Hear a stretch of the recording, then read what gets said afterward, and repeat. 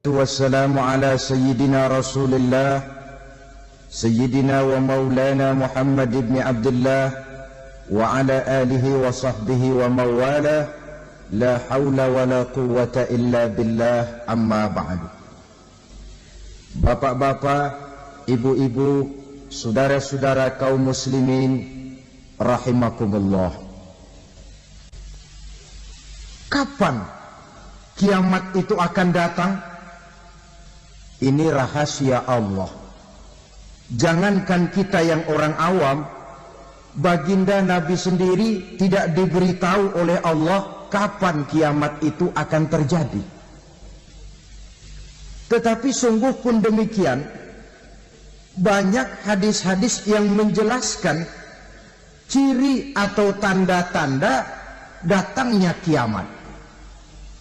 Nah, kalau sudah bicara soal tanda kiamat itu ada dua. Pertama yang disebut alamatus sughra, tanda-tanda kecil. Ini waktunya masih ada tenggang. Ada yang dinamakan alamatul kubra, tanda-tanda besar. Artinya kiamat sudah diambang pintu. Apa tanda-tanda kecil dari datangnya hari kiamat itu? Misalnya kata Nabi, apabila ilmu sudah diangkat oleh Allah. Artinya apabila ulama sudah banyak wafat, minat orang belajar agama berkurang, lalu kebodohan nampak merajalela di mana-mana, zina dikerjakan secara terbuka, minuman-minuman keras jadi kebanggaan, itu termasuk di antara tanda-tanda kecil terjadinya hari kiamat. Apalagi misalnya iza waladatil ammatu rabbataha, apabila budak sudah melahirkan tuan. Apa maksudnya? Ada yang mentafsirkan apabila anak sudah bisa membudaki orang tuanya. Orang tua yang melahirkan dia, yang membesarkan dia, demi setelah si anak besar jadi orang berpangkat, bertitel, berharta, berkedudukan, jadilah orang tua itu budaknya. Sehingga sering dibilang kalau orang tua kaya, anak jadi raja. Tapi kalau anak yang kaya, orang tua sering jadi budak. Apalagi munculnya fitnah yang bergelombang, timbul perang antara dua bangsa yang besar, waktu berjalan terasa sangat pendek sekali. Itu merupakan tanda di antara tanda-tanda kiamat. Termasuk di dalamnya sulit membedakan mana laki, mana perempuan. Kan kalau tanda-tanda kayak begini sekarang sudah banyak kita lihat kan. Ulama banyak wafat, penggantinya sulit. Zina dikerjakan berterang-terangan, minuman keras jadi kebanggaan, banyak anak membudaki orang tuanya, sulit membedakan mana laki mana perempuan. Kadang-kadang dari belakang kita lihat perempuan bener, begitu kita colek nengok jenggotan.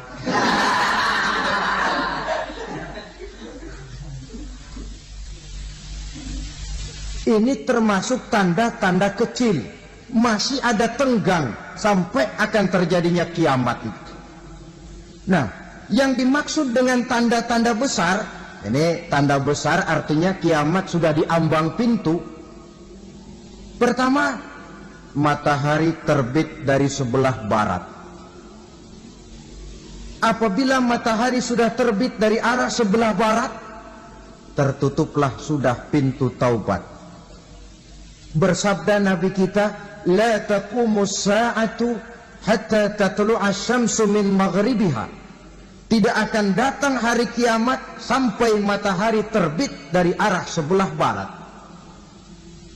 Fa iza tala'at, manakala matahari telah terbit dari arah sebelah barat, wa ra'ahan nasu, manusia banyak menyaksikan itu, amanu ajma'un, mereka pun lalu beriman. Yang tadinya kafir, yang tadinya ingkar, yang tadinya membangkang, setelah melihat matahari terbit dari sebelah barat, buru-buru beriman, berlomba-lomba mengucap dua kalimat syahadat. Tapi apa yang terjadi? kata Nabi, wa dzalika hina la yanfa'u nafsan imanuha lam takun amanat min qabl. Hari itu adalah hari yang iman sudah tidak berguna lagi bagi seseorang apabila sebelumnya memang dia tidak pernah beriman. Au kasabat fi imaniha khaira, atau beriman tetapi tidak pernah melakukan kebajikan di dalam keimanannya itu. Hari yang sudah kasib, hari yang sudah terlambat, beriman tidak akan ada gunanya lagi. Ini pelajaran buat kita. Sebelum sang surya terbit dari sebelah barat, sebelum nafas sampai di tenggorokan, artinya pintu taubat masih terbuka. Kalau dua hal itu sudah terwujud, nafas sudah sampai di kerongkongan atau matahari sudah terbit dari arah sebelah barat, tertutuplah sudah pintu taubat. Tak ada lagi gunanya pangkat, jabatan, harta, bahkan beriman pun dalam suasana macam itu. Too late, kata orang Kulon. Sudah terlambat. Matahari terbit dari arah sebelah barat. Itu tanda besar, artinya kiamat sudah diambang pintu. Lalu apalagi tanda besar? Munculnya Dajjal. Dajjal artinya pendusta-pendusta yang menyesatkan manusia. Ada dua macam Dajjal, saudara. Ada Dajjal kecil. Ini Dajjal kelas teri. Kalau ini sejak zaman Rasulullah sudah ada itu. Tiap zaman ada. Di zaman Rasulullah misalnya ada yang bernama Aswad al-Unsi dari Yaman. Ada yang namanya Musailamah al-Kazzab dari Yamamah. Ada yang namanya Ibnu Sayyad dari Madinah. Ini Dajjal di zaman Rasul. Musailamatul Kazzab memproklamirkan diri jadi nabi dia. Di zaman Rasul masih hidup. Ini Dajjal zaman Nabi. Di zaman sahabat muncul Dajjal. Di zaman kita sekarang ini Dajjal pun gentayangan. Dajjal kelas teri. Kerjanya mendustakan manusia, menyesatkan manusia, memalingkan manusia dari jalan yang benar dan diridhoi oleh Allah Subhanahu wa taala. Adapun yang merupakan tanda besar dari datangnya kiamat, Dajjal kelas kakap. Pembohong-pembohong besar yang menyesatkan masyarakat manusia berpaling dari jalan Allah mengikuti jalan mereka. Apa sih ciri Dajjal itu? Kata Nabi dalam hadis Bukhari Muslim, Inna Dajjala, sesungguhnya yang namanya Dajjal itu yakhruju, satu saat akan muncul mendekati hari kiamat. Wa inna ma'ahu ma'an, si Dajjal ini membawa air. Wa naran, dan juga membawa api. Dua simbol. Di tangan yang satu dia bawa air, di tangan yang satu dia bawa api. Wa ammal ladzi yarahu an-nasu ma'an fanarun, adapun yang orang banyak lihat air, hakikatnya adalah api. Yang dilihat api, hakikatnya adalah air. Oleh sebab itu, kalau api yang ditawarkan, ambillah air. Kalau air yang ditawarkan, pilihlah api. Maksudnya apa ini? Ini bahasa simbol, saudara-saudara. Dajjal bicaranya seolah-olah untuk kepentingan manusia. Menawarkan surga. Surga yang dia tawarkan hakikatnya neraka. Hai manusia, kalau kau mau bahagia, jangan dekat-dekat dengan agama. Solat itu tidak efektif dan efisien, tidak produktif dari segi ekonomi itu. Menghadiri majelis taklim cuma buang-buang waktu. Tahajud, tasbih, tahlil, baca Quran, apa itu? Pekerjaan mubazir saja. Hidup ini cuma sekali, masa yang cuma sekali, manfaatkan dengan sebaik-baiknya. Mumpung, dibawanya sifat mumpung tetapi dalam pengertian yang sangat negatif. bicaranya seolah-olah untuk kepentingan manusia, tetapi sebenarnya menjerumuskan manusia. Menawarkan air, tapi sebenarnya api. Menawarkan api, tapi hakikatnya air. Buat apa kamu sholat? Buat apa kamu bayar zakat? Buat apa kamu puasa? Surga yang dicanangkan Dajjal, hakikatnya neraka. Neraka yang digambarkan Dajjal, pada dasarnya adalah surga. Jadi memutarbalikkan fakta itu kerjaan Dajjal. Yang hak jadi batil, yang batil dibilang hak. Yang benar jadi salah, yang salah malah jadi benar. Tuntunan disuruh jadi tontonan, tontonan malah menjadi tuntunan. Itu pekerjaan Dajjal profesinya. Zamannya Nabi Adam, Dajjalnya kan iblis. Betul? Betul. Apa sih dan kerayuan iblis itu? Allah setelah menciptakan Nabi Adam kan bilang, Adam, kau dan istrimu Hawa tinggal di surga ini. Seluruh fasilitas yang ada di surga persilahkan kau nikmati. Satu yang tidak boleh, jangan coba-coba dekati pohon khuldi. Dekat saja jangan, apalagi sampai memetiknya. Datang Dajjal yang namanya iblis ini. Adam, kamu tahu nggak kenapa tidak boleh makan buah khuldi? Ya nggak tahu, pokoknya saya dilarang. Bodoh kamu, Dam. Khuldun artinya kekal. Kalau kamu makan itu buah, kau akan kekal di surga buat selamanya. Allah tidak kepengen, maka dilarang kamu makan buah khuldi. Kalau kau ingin kekal di surga, Adam, makan saja. Saya bicara begini ini untuk kepentingan kamu, Adam. Ini kan ciri-ciri Dajjal. Bicaranya sih seolah-olah untuk kepentingan Nabi Adam. Hakikat sebenarnya menjerumuskan Nabi Adam supaya ingkar dan melanggar larangan dari Allah Subhanahu wa ta'ala. Jadi setelah muncul Dajjal, timbul kekacauan-kekacauan di masyarakat. Banyak yang terpengaruh, terpedaya dan terpesona. Termasuk mereka yang memproklamirkan diri jadi nabi. Mereka yang memproklamirkan diri jadi rasul di zaman sesudah Rasulullah wafat, itu adalah Dajjal-Dajjal. Maka saya ingatkan, kalau di zaman kita sekarang ini ada orang ngaku jadi nabi, ada orang ngaku jadi rasul, biar bahasa Arabnya kental, Quran hafal, hadis ribuan hadis hafal, biar pakai serban sampai menyengser ke tanah, bahasa Arabnya fasih, tapi dia mengaku jadi nabi, jadi rasul, kita umat Islam wajib tidak percaya. Wajib untuk tidak percaya. Itulah Dajjal-Dajjal zaman kita sekarang ini. Tidak mustahil mereka datang mempengaruhi orang-orang awam supaya berpaling dari Rasulullah, mengikuti mereka.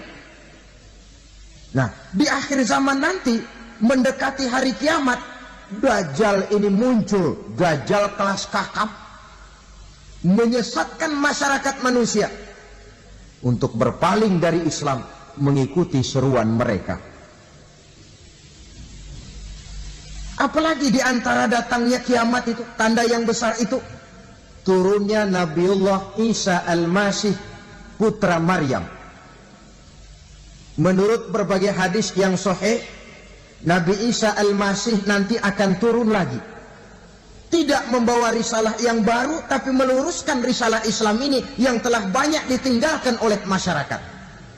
Bahkan ada hadis menjelaskan beliau akan membunuh Nabi, mematahkan kayu-kayu salib, lalu melaksanakan haji dan umrah mengikuti syariat Nabi Muhammad, bukan membawa agama baru. Menjadi semacam mujaddid, reformer, menyelamatkan manusia dari bisikan Dajjal. Bahkan ada riwayat yang menjelaskan bahwa Nabi Isa berhasil mengalahkan Dajjal, mengembalikan masyarakat manusia kembali kepada ajaran Islam yang datang dari Allah, dibawa oleh Rasulullah Sallallahu Alaihi Wasallam. Dengan kata lain, turunnya Nabi Isa bukan sebagai Nabi dan Rasul baru, tetapi mengikuti syariat Nabi kita Muhammad Sallallahu Alaihi Wasallam. Saudara hadirin, ibu-ibu hadirat yang saya hormati, kemudian apalagi Di antara tanda-tanda besar akan datangnya kiamat itu keluarnya asap atau awan. Kata Nabi, inna min asrati sa'ah dukhanan yamla'u ma bainal masyriqi wal maghrib. Di antara tanda-tanda kiamat munculnya awan atau asap yang memenuhi antara langit dan bumi. Ini pun diperkuat dalam surah Ad-Dukhan ayat 10. Fartaqib yawma ta'ti as-sama' bidukhanin mubin fayughshan nas hadza 'azabun alim. Bagi orang-orang yang beriman mereka biasa-biasa saja, tapi bagi orang kufur datangnya asap dan awan ini merupakan azab yang kelewat pedih. Barangkali sedikit mendekati gambaran tentang azab yang pedih ini, saya ingatkan alam pikiran kita kepada peristiwa yang belum lama terjadi. Pernah dengar berita bocornya reaktor nuklir di Chernobyl, Uni Soviet? Pernah dengar? Bocornya reaktor nuklir di Chernobyl yang mengakibatkan ratusan bahkan sangat mungkin ribuan nyawa. Cuma satu reaktor. Bagaimana kalau seluruh cadangan nuklir yang dimiliki oleh para negara adik kuasa ini diledakkan? Bahkan yang konon menurut catatan, cadangan nuklir yang dimiliki bersama oleh Amerika dan Rusia sekarang ini sudah sanggup memusnahkan 6 miliar manusia.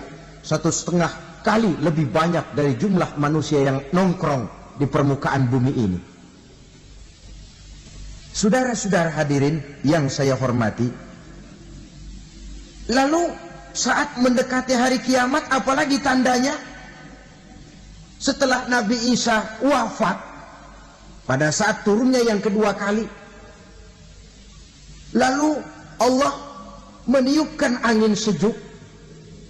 Semua orang-orang beriman, orang-orang baik wafat, sehingga penghuni bumi ini cuma tinggal lagi terdiri dari orang-orang kafir. Tidak ada lagi di bumi ini yang bisa mengucapkan Allah. Sehingga dalam hadis qudsi itu ada keterangan, innallaha azza wa jalla yaqulu li Israfil. Allah pernah pesan kepada malaikat Israfil. Kata Allah, Israfil, iza sami'ta qailan yaqul Allah Allah fa akhirin nafah 40 sanatan ikraman liqailiha. Hai Israfil, apabila kau dengar di permukaan bumi masih banyak orang yang mengucapkan Allah, Allah, maka tunda sangkakala kiamat itu 40 tahun.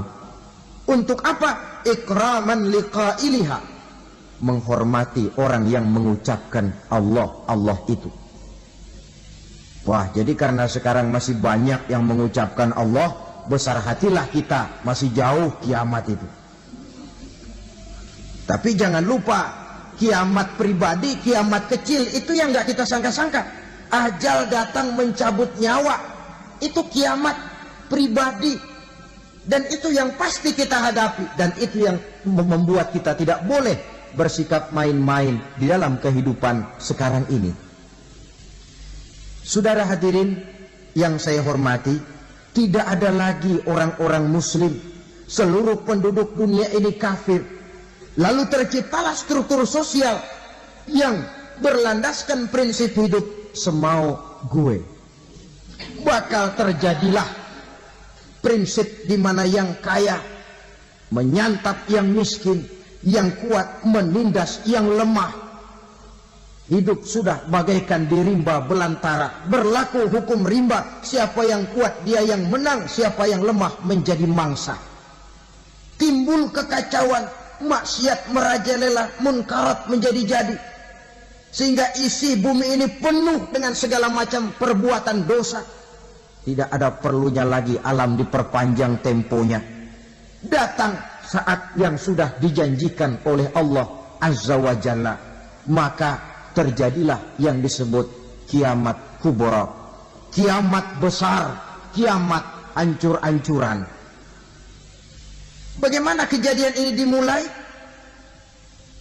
Dalam surah Az-Zumar ayat 68, Allah Subhanahu wa taala berfirman, "Wa nufikha fis suri fasa'iqa man fis samawati wa man fil ardi illa man syaa Allah." Maka manakala ditiuplah sangkakala, terkejutlah seluruh yang ada di langit dan seluruh yang ada di bumi. Bila saat kiamat datang, Allah perintah malaikat Israfil, tiup sangkakalamu. Ditiuplah sangkakala oleh malaikat Israfil. Yang akibat daripada tiupan itu, seluruh yang ada di langit, seluruh yang ada di permukaan bumi terkejut. Yang ada di langit siapa? Malaikat kan. Bayangin aja kalau malaikat kaget, apalagi kita. Terkejut seluruh makhluk yang ada di bumi, yang ada di langit mendengar suara sangkakala itu. Bunyinya tidak sanggup kita bayangkan dahsyatnya. Ledakan nuklir, ledakan neutron, belum apa-apa ketimbang bunyi sangkakala malaikat Israfil ini. Nah, lalu mendengar bunyi sangkakala ini, gemparlah makhluk, kacaulah alam. Bumi gempa, planet-planet bertabrakan, gunung meletus, air laut tumpah ke darat, angin topan bertiup, halilintar menyambar. Lalu semua yang bernama hidup mati total. Mati bareng tanpa persiapan. La haula wala quwata illa billah. Saya kadang-kadang dalam tafakur bermohon, ya Allah, mudah-mudahan saya nggak nemuin kiamat beneran. Ngeri, nggak bisa kita bayangkan macam apa suasana seperti itu.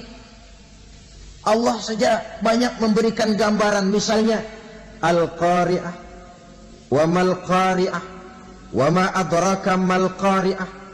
Kejadian yang menggemparkan. Tahukah kamu apa kejadian yang menggemparkan itu? Yauma yakunun nasu kal farasil mabsus wa takunul jibalu kal ihnil manfus. Pada saat itu manusia berterbangan bagai kupu-kupu. Gunung berterbangan seperti kapas ditiup angin. Gunung saja macam kapas, konon lagi manusia. Kematian total, mulai semut sampai gajah mati. Jin mati, iblis mati, malaikat mati. Malaikat saja mati. Saudara hadirin yang saya hormati, kematian total yang tanpa persiapan. Orang bilang, Pak, kalau mati bareng begitu yang repot malaikat maut dong ya. Cabut sana, cabut sini. Itu kalau menurut logika kita.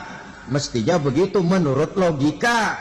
Tapi logika juga yang bilang nggak perlu serepot itu.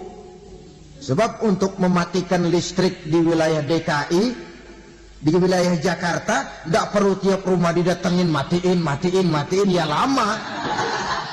Cukup dari kantor pusatnya saja PLN tekan satu tombol, gelaplah seluruh Jakarta.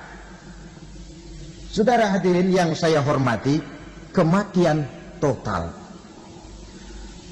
Lalu setelah kematian total, planet-planet juga mati, dalam arti tidak bergerak dan beredar.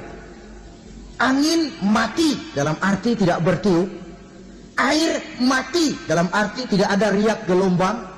Pokoknya semua mati. Kullu nafsin za'iqatul maut, semua yang bernafas mati. Dalam ayat lain, kullu man 'alaiha fan, semua yang ada di permukaan bumi fana. Yang kekal cuma Allah Subhanahu wa ta'ala. Yang paling belakang mati malaikat maut dan malaikat Israfil. Tapi mati juga sesuai dengan janji Allah. Menurut hadis Bukhari Muslim dari Abi Hurairah, masa tenggang waktu antara kematian total pada tiupan sangkakala pertama dengan proses kebangkitan pada tiupan sangkakala kedua 40 lamanya. Tidak dijelaskan oleh Abi Hurairah 40 jam, apa 40 hari, apa 40 tahun. Hadis-hadis cuma menyebutkan 40 saja. Sunyi alam, yang tinggal cuma Allah saja lagi. Ketika itu Allah berseru-seru, katanya, limanil mulkul yauma. Siapa para penguasa hari ini?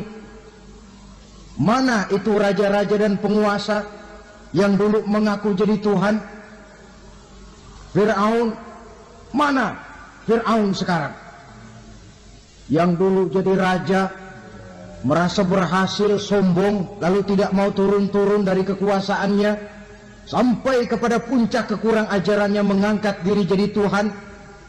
Mana itu Fir'aun? Namrus. Mana sekarang Namrus? La ilaha illa ana. Ternyata tidak ada Tuhan lain selain daripada aku, kata Allah. Proses kemudian, saudara-saudara, turunlah hujan dari langit. 40 lamanya hujan itu. Tidak jelas juga 40 jam apa 40 hari. Setelah air turun membasahi, datanglah tiupan sangkakala yang kedua. Semua yang bernama mati bangkit dari kuburnya masing-masing. Ini yang disebut Yaumul Ba'thi, hari kebangkitan. Allahu Akbar. Pada saat kita bangkit dari kubur kita masing-masing, kumpul di padang mahsyar namanya. Bayangin aja, saya sendiri nggak sanggup bayangin. Manusia sejak zaman Adam sampai zaman kiamat kumpul bareng di tempat sama. Berapa banyaknya itu?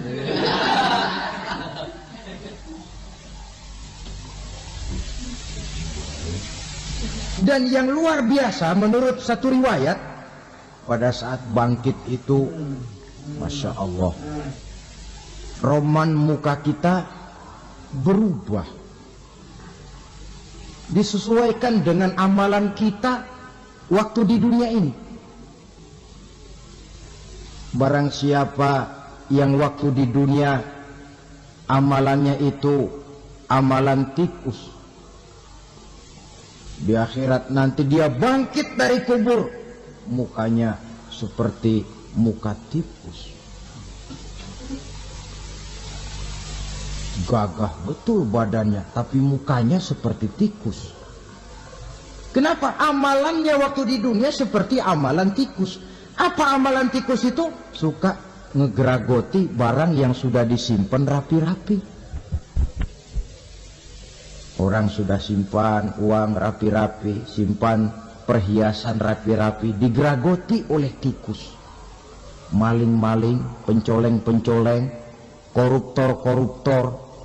Itu nanti di akhirat nanti kita lihat mukanya seperti muka tikus. Oh, ini waktu di dunia suka nyolong,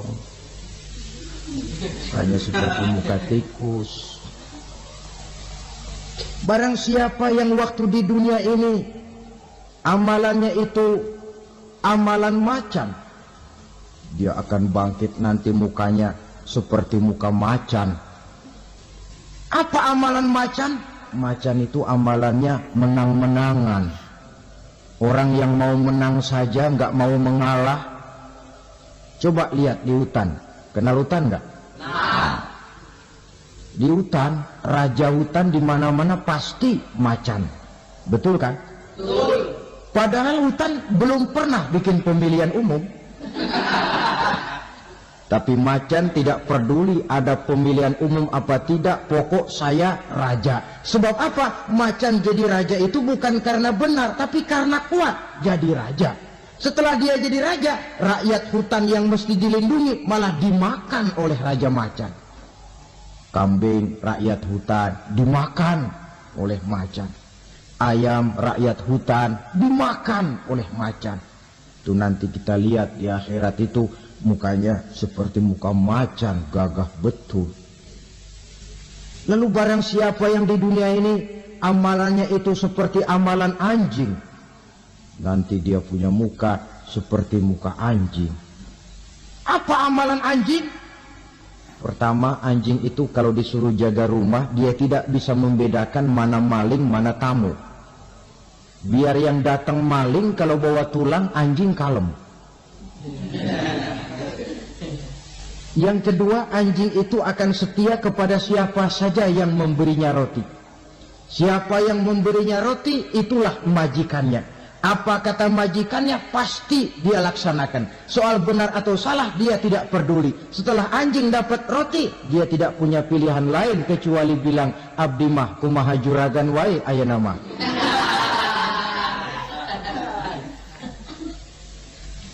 Saudara hadirin yang saya hormati, berkumpul di padang mahsyar, tiap orang sibuk dengan persoalannya masing-masing. Matahari waktu itu didekatkan oleh Allah, panas luar biasa. Ada yang saking panasnya itu mencucurkan peluh keringat sampai sebatas mata kakinya. Ada yang keringatnya sampai sedengkulnya, ada yang keringatnya sampai sepusatnya, ada yang keringatnya mengalir sampai sebahunya. Ada yang kelelap oleh keringatnya sendiri, sementara orang di sampingnya nggak apa-apa. Bergantung lagi amalan dia waktu di dunia ini. Saudara-saudara, sebagian orang dalam kepanikan padang mahsyar berombong-rombong datang mereka menghadap Nabi Adam. Ya Adam, anta abal bashar. Hai Adam, Tuhan adalah bapak moyang manusia. Kami sebentar lagi akan disidang, dimintakan pertanggungan jawab. Tolonglah kami, hai Adam. Kata Nabi Adam, jangankan nolongin sampean, saya sendiri tanggung jawab di hadapan Allah. Ketika dulu tidak boleh makan khuldi, saya serobot. Sudahlah, urus diri masing-masing saja, nafsi-nafsi. Begitu kata Nabi Nuh, begitu kata Nabi Ibrahim. Tiap orang bertanggung jawab sendiri-sendiri. Ketika itulah saudara-saudara, nikmatnya menjadi umat Nabi besar Muhammad sallallahu alaihi wasallam. Sebab apa? Walaupun menurut abjad kita ini umat paling belakang, kan paling belakang kita ini toh, karena Nabi Muhammad adalah Nabi akhir, tapi akan dihisab lebih dulu, lewat di atas sirat lebih dulu, masuk surga lebih dahulu ketimbang umat-umat belakangan. Ketika Rasul mendekati ajal, beliau tanyakan itu kepada malaikat Jibril. Malaikat Jibril berkata, Muhammad jangan khawatir, Allah sudah berjanji, inni haramtul jannata ala sairil anbiya hatta tadkhulaha anta wa haramtuha ala sairil umami hatta tadkhulaha ummatuka. Surga aku haramkan buat seluruh nabi kecuali kalau engkau Muhammad sudah masuk ke dalamnya, dan surga aku haramkan buat seluruh umat kecuali kalau umatmu Muhammad sudah masuk ke dalamnya. Logikanya, walaupun menurut abjad kita umat paling belakang, bakal dihisab paling dulu, lewat di atas sirat paling dulu, masuk surga paling dulu, kalau mampir ke neraka juga paling ya resiko. Jangan mau enaknya aja paling dulu. Saudara hadirin yang saya hormati, setelah masa kebangkitan itu jangan dikira begitu bangkit langsung diperiksa, masih menunggu menanti ribuan tahun perhitungan padang mahsyar untuk sampai kepada proses yang disebut yaumul hisab, hari perhitungan. Seorang demi seorang bakal dipanggil. Bayangkan saja, kita se-RT saja di absen, kadang-kadang perlu waktu lama. Ini manusia sejak zaman Nabi Adam sampai datang hari kiamat, satu demi satu disidang di hadapan Qadhi Rabbul Jali. Status sosial copot sudah waktu itu. Yang pernah jadi hartawan di situ tidak lagi kelihatan kehartawanannya. Yang pernah jadi jenderal tidak lagi dipanggil jenderalnya, yang ustadz tidak lagi dipanggil al-mukarramnya. seluruh status sosial selesai. Dipanggillah kita seorang demi seorang menghadap Qadhi Rabbul Jalil. Bagaimana proses penghisaban itu? Pertama, proses tanya jawab. Di antaranya ada hadis menyatakan, lan tazula qadama 'abdin yaumal qiyamah hatta yus'ala an arba'i khisalin. Besok di hari kiamat tidak akan bergeser telapak kaki seorang hamba sampai dia ditanya lebih dulu tentang 4 persoalan. Tentang ilmunya. Kemana ilmu itu diamalkan? Tentang umurnya. Di mana umur itu dihabiskan? Tentang masa mudanya. Kemana masa muda itu dipakai? Tentang hartanya. Dari mana harta itu didapat dan kemana harta itu dibelanjakan. Ini termasuk proses tanya jawab. Jadi kalau istilah pengadilan dunia, nama Fulan bin Fulan. Kamu waktu di dunia diberikan umur panjang untuk apa? Pernah mengalami masa muda, kemana kau habiskan masa remajamu? Kau diamanahkan ilmu, dengan apa ilmumu kau amalkan? Kau diberikan harta, dari mana harta kau dapat, kemana kau belanjakan? Tak seorang pun yang bisa mungkir. Sebab apa? Dikala itu yang menjadi saksi bukan orang. Yang menjadi saksi adalah seluruh anggota badan kita. Tangan bicara, kaki jadi saksi terhadap seluruh amalan yang pernah kita kerjakan pada saat kehidupan di alam dunia ini. Selesai proses tanya jawab, lalu diperlihatkan buku catatan kita waktu hidup di dunia ini. Jangan lupa Allah itu menyiapkan 2 superkomputer kepada kita. Sebelah ditempelin sebelah kanan, yang sebelah tempelin di sebelah kiri. Komputer itu namanya Raqib dan Atid. 2 malaikat yang apabila baik kita lakukan, refleks saja akan menulis kebajikan kita. Jahat kita kerjakan, akan tertulis. Catatan itu nanti diperlihatkan kepada kita. Waduh, alangkah malunya pada saat diperlihatkan catatan kita, buku rapot kita merah melulu. Barangkali diperiksa sambil diomelin, brengsek lo. Buku merah melulu begini, bagaimana waktu hidup di dunia? Tidak cukup diperlihatkan buku catatan kehidupan, rekaman kehidupan. Rekaman kehidupan kita secara utuh sejak terlahir sampai ajal datang merenggut nyawa. Barangkali mirip dengan video sekarang ini, di mana terekam dengan baik seluruh kegiatan kita sejak yang sekecil-kecilnya sampai kepada yang sebesar-besarnya. Untuk kemudian kita pun menerima balasan. In khairan fa khairun wa in syarran fa syarrun. Kalau baik ya baik balasannya, kalau jahat ya jahat juga balasannya. Catatan-catatan kita diberikan. Kalau banyak kebajikannya diberikan di tangan kanan dengan cara yang halus. Kalau banyak kejahatannya diberikan dari sebelah kiri atau dilempar dari belakang.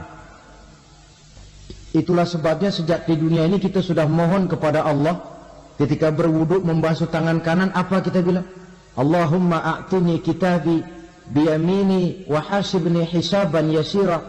Ya Allah, berikan saya kitab di tangan kanan, dan kalau saya memang perlu dihisab, hisablah saya yang seringan-ringannya. Tangan kiri berlindung kita kepada Allah. Jangan sampai diberikan kitab di tangan kiri atau dari arah sebelah belakang. Wa a'udzubika an tu'tiya kitabi bishimali aw min wara'i zuhri, dari arah sebelah belakang. Na'udzubillah min dzalik. Setelah selesai lewat proses penghisaban, lewat mizan, timbangan, maka yang sudah selesai dihisab itu bergeraklah menuju sirat, jembatan yang terbentang menuju surga melalui neraka. Saudara-saudara, panjangnya perjalanan sirat itu memakan waktu ratusan tahun. Tetapi orang yang lewat di atas sirat pun macam-macam, bergantung amalannya ketika di dunia ini. Ada yang lewat di atas sirat itu kalbarkil khatib, seperti kilat yang menyambar, lep, sudah sampai dia di surga. Cepat bukan main. Ada yang lewat di atas sirat itu seperti orang lari-lari. Ada yang lewat di atas sirat itu seperti orang jalan biasa. Ada yang sambil merangkak, ada yang sambil ngesor, ada yang sambil gelayutan. Ada yang selamat sampai ke ujung ke surga, ada yang tergelincir jatuh masuk ke dalam neraka, bergantung amalannya dalam kehidupan di dunia sekarang ini. Tiap kita akan melewati yang namanya sirat ini. Saudara-saudara kaum muslimin yang saya hormati, dengan demikian mereka yang selamat melalui sirat sampai ke terminal akhir surga, mereka yang ketika dihisab ternyata banyak kejahatannya daripada kebaikannya, mereka singgah di dalam neraka. Nah, adapun orang-orang yang beriman menurut ayat Quran dan hadis Nabi itu nanti ada bermacam-macam. Ada orang beriman itu yang dimasukkan surga. Ada orang beriman itu yang dimasukkan ke dalam surga. Ada orang beriman itu yang disebut penduduk surga.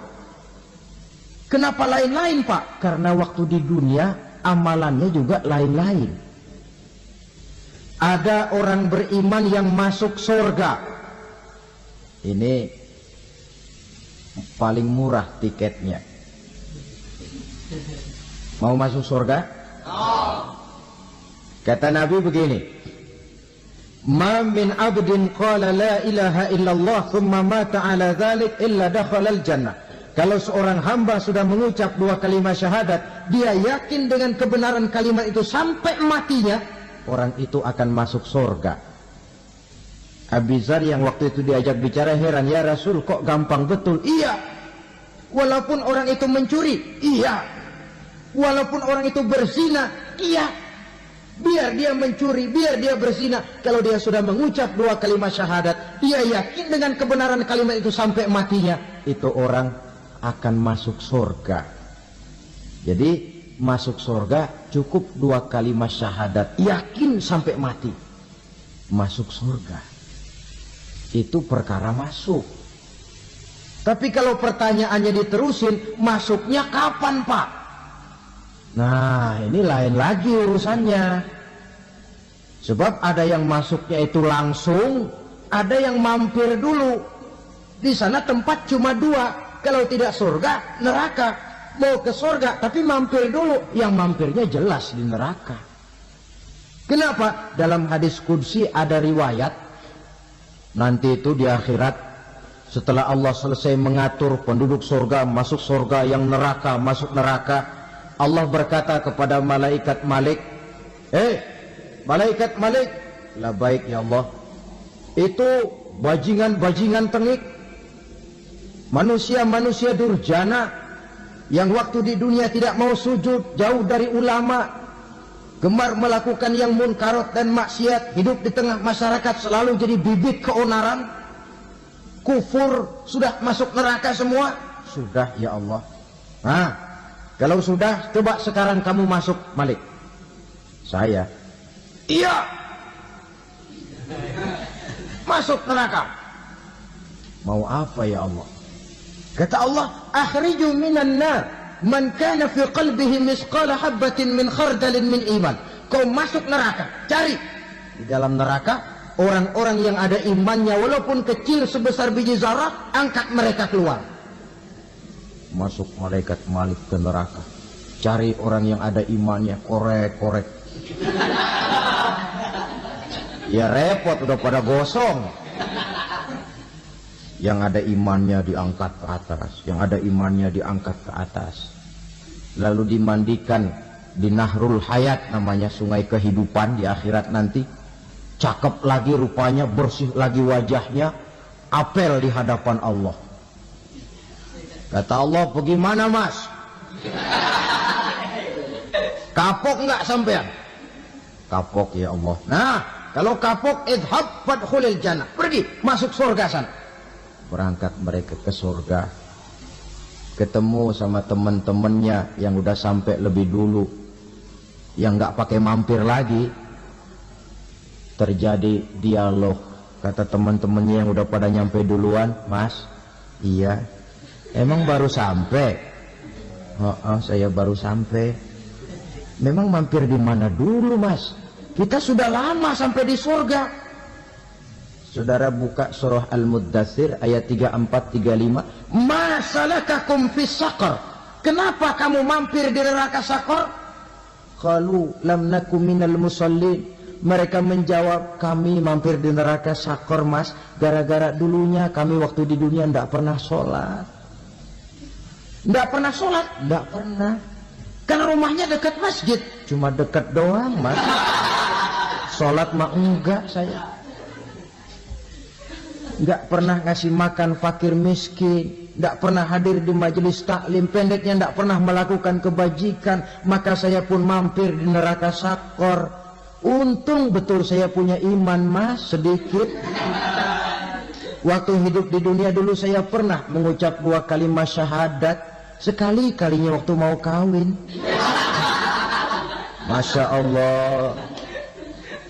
Untung saja kawin. Kalau nggak kawin, polos.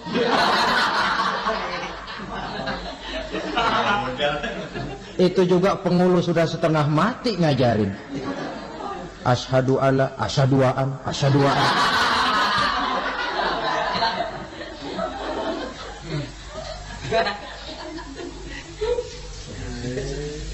Ini namanya masuk surga, ada mampir dulu.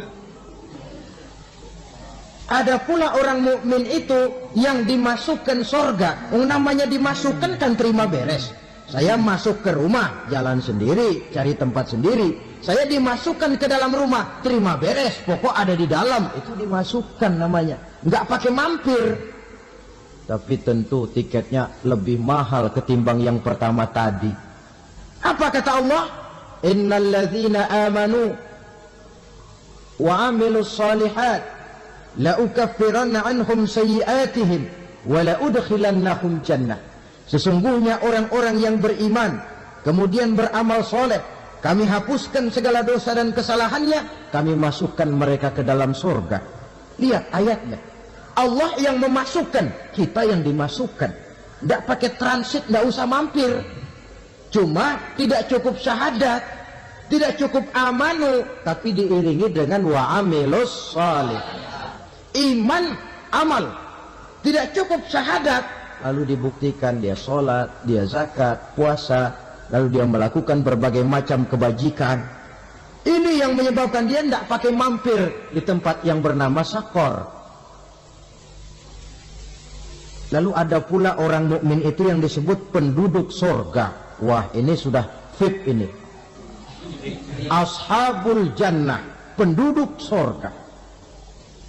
Siapa mereka? Kata Allah, innal ladzina amanu summa istaqamu fala khaufun 'alaihim wa la hum yahzanun ulaika ashabul jannah hum fiha khalidun.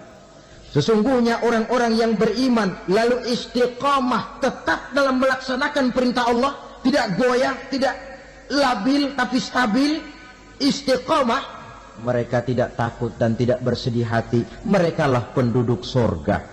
Iman, istiqamah. Tidak punya duit, sembahyang. Banyak duit, sembahyang. Miskin, sembahyang. Kaya, tetap sembahyang. Istiqamah. Kadang orang kalau susah rajin ke masjid, banyak duitnya ngelihat masjid melengos. Itu yang dibilang waktu miskin hamba Allah, setelah kaya jadi hamba harta. Bergeser, tidak ada nilai istiqomahnya. Saudara-saudara, dengan begitu penduduk neraka itu dua. Ada penduduk permanen, Ada penduduk yang semi permanen. Yang semi permanen orang-orang beriman yang mempunyai dosa besar. Mereka masuk ke neraka untuk menerima azab sesuai dengan dosanya. Bila selesai masa azab itu, mereka akan diangkat untuk ditempatkan kembali ke dalam surganya Allah Subhanahu wa ta'ala. Nah, dikala itulah saudara-saudara, ada yang disebut syafaat dari Rasulullah Sallallahu Alaihi Wasallam. Tapi tentu jangan lupa, syafaat ini ibarat kain menambal dia. Kita punya kain bolong-bolong sedikit, syafaat yang menambal. Sholat kita ada kurang dikit, sedekah kita ada campur riak dikit, amalan kita ada tidak karena Allah dikit, kita berharap syafaat. Jadi biarlah kain masih bolong-bolong, yang penting punya kain. Tapi kalau kainnya tidak ada, yang ditambal apanya? Sholat tidak, puasa tidak, zakat tidak, berharap syafaat saja, ya, terlalu berlebihan itu. Saudara hadirin yang saya hormati, apabila selesai proses penghisaban, proses penghitungan, maka dikala itulah manusia terbagi dalam dua kelompok besar. Fariqun fil jannah wa fariqun fis sa'ir. Sekelompok orang-orang beruntung yang masuk ke dalam surga, dan sekelompok lagi masuk ke dalam neraka.